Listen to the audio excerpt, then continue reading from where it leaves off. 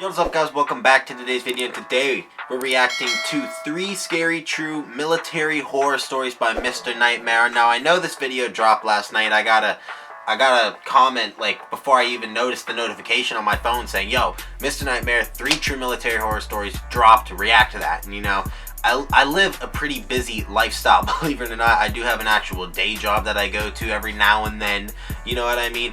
I have a lot of other shit going on, just usually all the time, you know. I play hockey, you know, I have a lot of stuff going on, so I do have a lot of busy days. That was one of my busy days, alright? So I wasn't able to react to it that night. I also uploaded 2 videos that day previous to that, so those are actually added on to my busy days. So I had to wait until later today to be able to film this video. It's a little unconventional one. You know, I've never seen Mr. Nightmare do military horror stories. It's kind of a weird one. It's not one you really think is a hot topic, one that you think would do phenomenal, but you know what, it's Mr. Nightmare, you never know what you're gonna get. You know, especially with the new age of Mr. Nightmare, he has so many videos coming out with just the craziest type of fucking plots and stories. But anyways, yeah. MJV Animations reaction, go peep that last video, you know what I mean.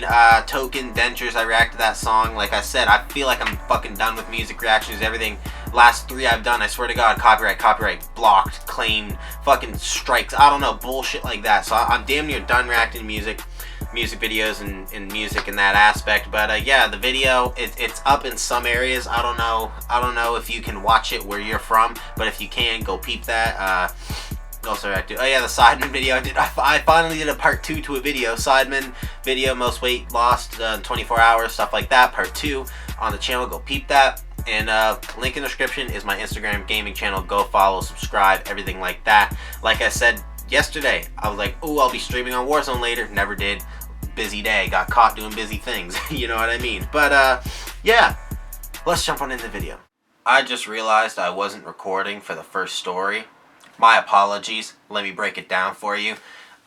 This dude's dad was in war in Vietnam for 2 years, and back in the 60s, he was a tunnel rat, exploring through the tunnels, trying to find any, like, a certain way to, like, plant traps or anything like that, trying to catch people off guard, stuff like that, something like that. I don't know, I don't fully understand.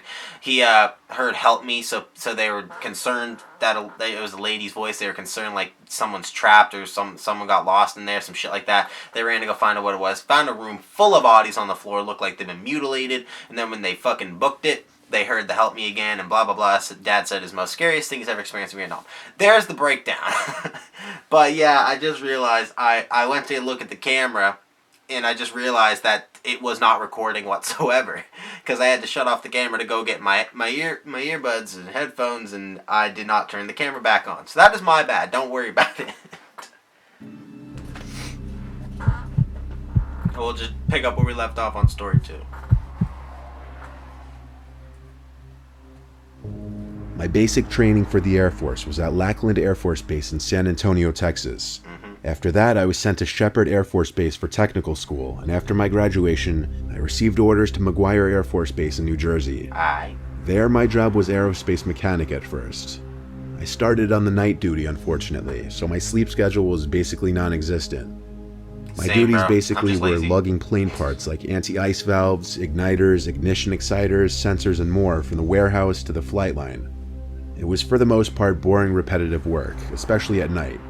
A lot of sitting around and playing games on my phone, but nobody heard that from me. It had to be like 4 a.m. at this point. I was waiting for the other guy to come drop off some parts to the flight line. He'll be referred to as Mark for the purpose of this story. I was waiting by the back cargo area of the plane we were working on at the time, sitting on a box scrolling through my phone. Mark was taking an incredibly long time with his delivery. I shot him a few texts. When they went unresponded to, I tried calling him a few times. The calls rang 4 times, then went to voicemail. I figured he was either screening his calls, lost his phone, or was just very busy at the moment. I waited and waited, and he never showed up.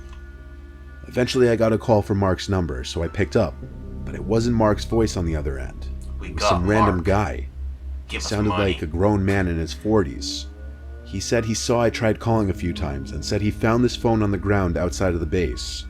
I described what Mark looked like and asked him if he had seen anyone who may have resembled him. Oh yeah, me, I'm the one who kidnapped him, never mind. It's not like he would have been allowed on the base, so my only option was to drive out there and meet him. I asked him where he was, and he gave me the name of a nearby joint where I agreed to meet him.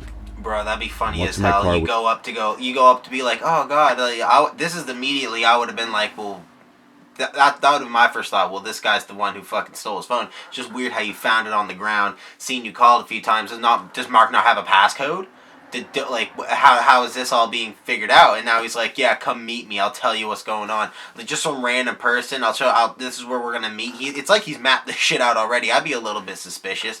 You pull up and you're just like, you look out the window, you see this dude standing there with a knife, just like scraping his fucking beard or something, and Mark's just there like, get the fuck out of here. And he's like, deuces. I drive his way.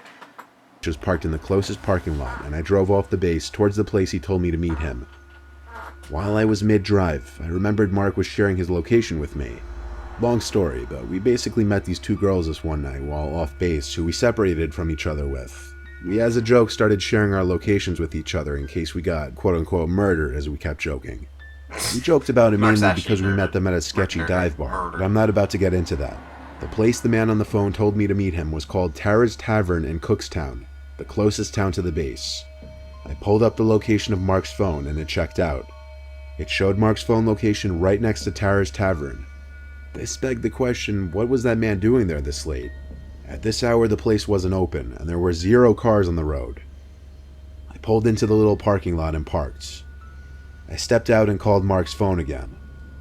The guy picked up, and he spoke in a noticeably lower voice now.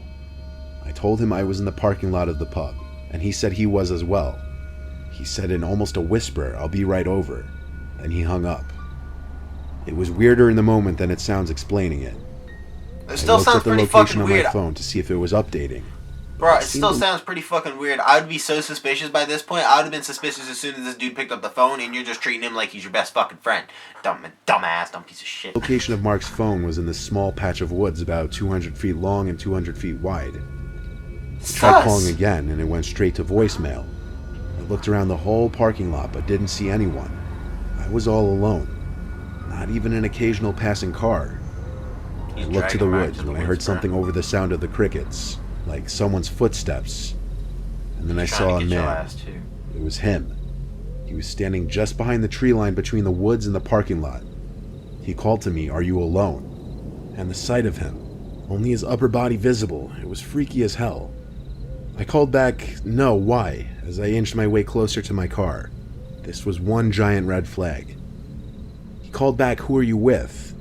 I didn't answer that. Joe! I got in my car and drove back to base. I called my supervisor and told him Mark was missing and someone was hiding in a patch of woods with his phone. My supervisor told me he was with Mark at that moment. He told me to meet them at the small building by the flight line. I met with the two and told them once again what I witnessed when tracking his phone. Mark told me what happened. While off the base, he was approached by somebody outside of a 24/7 convenience store, asking for a ride back to the base. Mark believed that he was actually in the Air Force at first and let him in the car. But as they were driving, the man asked Mark to pull over by the woods so he could pee real quick. Shitty fucking military men, He could lodge for some reason. As Mark was pulled to the side of the road by the same small patch of woods by Tara's Tavern, he wasn't paying attention for a minute, and his door was opened by the man. Without a second to even react, the man was grabbing Mark's arms and squeezing them as he tried to pull him out of the car. Mark said he kicked at the man's groin area until he let go. He dropped his phone and it fell out of the car during the struggle, but as he was free, he drove the car away with the door still open at first. And next thing that happened was he went back to the base to talk with our supervisor. We of course called the police and all went to Tara's Tavern to check if the man was still there. The location of Mark's phone was no longer popping up on the map. It's possible the man destroyed the phone. All we did was file a police report. Some people out there are actually crazy and dangerous. Who knows what he would have done to either of us if he had gotten us in the woods. Very dumbass. I don't know what took you so long to clue into that was a red flag. That's your first red flag? He was in the woods with his phone saying, "Come here and ask me who I'm with." That was my first red flag. Are you fucking stupid? You brain dead asshole. You guys make shitty military men. Don't you know what the hell you're doing? Sitting there playing Angry Birds on the job. During my days as a Marine, I had many different jobs on site, but my least favorite was graveyard patrol. At one point, I was one of the few with the overnight graveyard patrol shift for a nearby memorial cemetery. I like that. As you would imagine, it was a pretty slow shift with not much going on. Oddly enough, even though the cemetery was in a remote location surrounded by dense forest on each side, and I was working the literal graveyard shift, I found the job more relaxing than scary or unnerving. I would be the only one in the cemetery, and my relief would come around 4 a.m., which would be the end of my shift. So this had to have happened past 3 a.m., nearing the end of my shift. It was on this otherwise regular night that I was patrolling near the perimeter fence where some of the older headstones were. I wasn't allowed to be on my phone. If I were to be caught with my phone, I would be reprimanded. Even though it was unlikely to be caught since there was no one else really around except for me, I tried my best to follow that rule. So it was just a lot of walking around and looking at old headstones. But anyway, while patrolling past some of the older ones, I began to hear a woman's humming. It was this very calming, soothing kind of humming, only I wasn't calmed or soothed, because nobody was supposed to be in the cemetery. So it was more so a cause for concern. Bro, I hate how he has the humming audio. I started following the sounds of the humming. It was coming from behind this intentionally planted line of thick trees with vines and brushes sprouting from the sides of them. Instead of walking around the long wall of trees, I squeezed through the vines and bushes to the other side, cutting myself in the process. As I struggled to make it to the other side, the humming suddenly stopped as quickly as it started.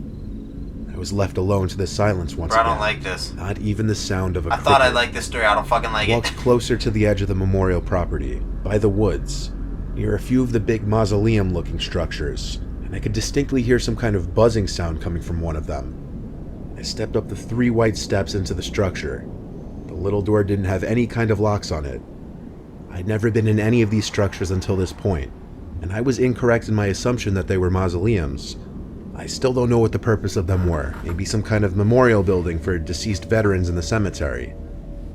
As I was inside that cold, dark structure, how distinct the fucking audio, Mr. Nightmare paints a picture so well when it comes to telling these stories. He doesn't just tell the stories. He adds the pictures. He adds the audio, the stuff like that. I hear this distinct woman's humming. It's calming, and then you just hear, it's fucking creepy. All right, especially when you know it's a paranormal story. The shit creeps me out.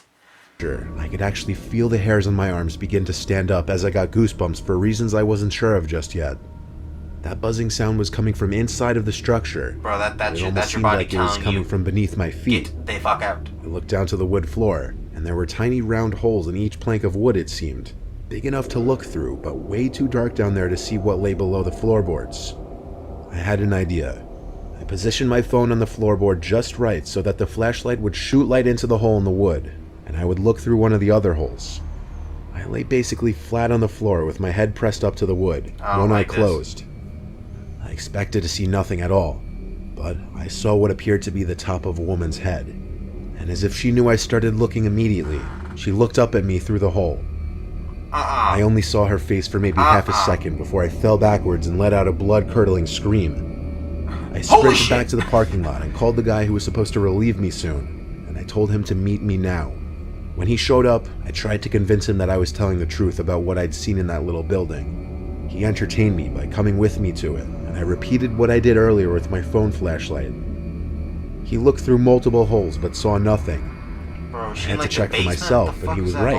It was just some small, empty-looking space underneath the structure. Yeah, it's just a fucking I spent the rest of the shift with him. I left at 4 on the dot. I know he didn't believe me. I wouldn't have believed me either.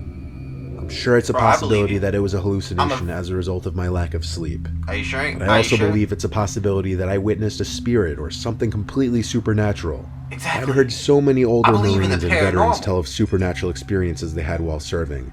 Facts. I don't know who the woman that I saw could have been if it truly wasn't my imagination, but it chills me to the bone to imagine it having been one of the women buried in the cemetery. Oh, fuck off with that shit, with your little fucking, at the end, you trying to scare the hell out of me. I believe that. I believe in the paranormal. I like to say I'm a firm believer in the paranormal. That shit is just too creepy. Alright? Especially when it's old ladies. I pictured it so well, too. I just pictured it. It's always the same shit you picture whenever it's a lady brought up. It's white dress, black hair, and I pictured it so well I ended up scaring myself. That is probably one of the scariest stories I heard out of this video for sure. It's definitely the scariest one out of this video for sure, but one of the scariest ones I've heard in the past little while. I love the paranormal stories because they're the scariest, and they're the most believable, I'd say. I shouldn't say most believable because, it depends on your views on paranormal activity and shit like that, but I'm saying they're the most believable. Because a lot of other shit people just cap about. But this seems like the most believable when it comes to paranormal. And it's also the scariest and it's most entertaining. But it's fucking, like I said, scary. But yeah, I hope you guys enjoyed the video. Make sure you like, subscribe. Over 90% of you are not subscribed. So subscribe to the channel. We're almost at 2,040 subscribers. So yeah. Get us 2,040 subscribers. Get us 2,050 subscribers. You know, fuck it, while you're at it, get us 10K. Appreciate you guys. Alright? So yeah, hope you guys enjoyed. Make sure you like, subscribe. Peace.